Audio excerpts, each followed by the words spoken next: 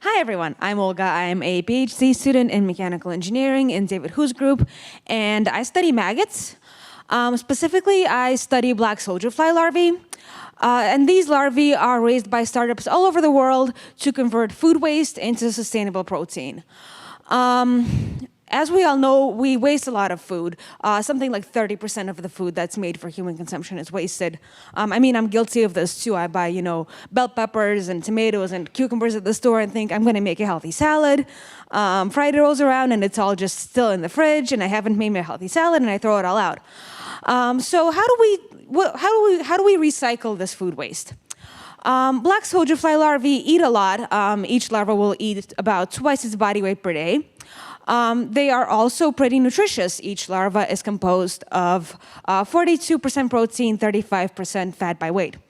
So we can use these larvae to feed food waste to these larvae, and then use the larvae as a feed for chickens and for fish. So I've been working on these larvae for the last 4 years. I've done quite a lot of fun projects on them, and one of the most useful ones is developing an aerating bed to raise larvae in.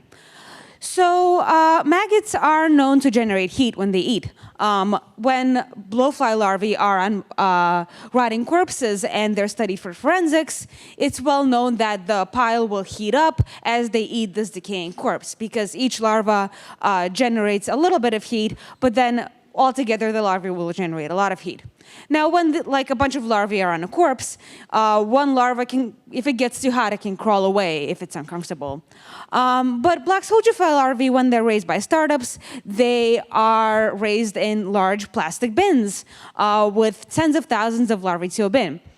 And for a long time, the startup that we're working with here, Grubbly Farms, they were not sure why their larvae were all suddenly dying after they were fed.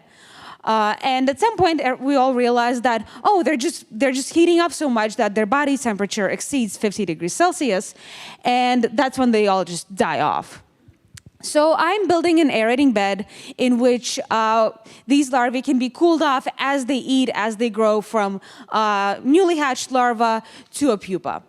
And in this aerating bed, we can actually raise about 3 times more larvae than would be permitted by the surface area. We started off with a prototype that can only cool off about 5,000 larvae, then we ramped it up to raising 50,000 larvae in this bed, and now I'm working on a very large aerating bed that can raise millions of larvae. So since air conditioning is a very important cost for these facilities, you can imagine that this is going to save everyone a lot of money and make the black soldier fly larva industry as sustainable as it should be. And thanks for listening.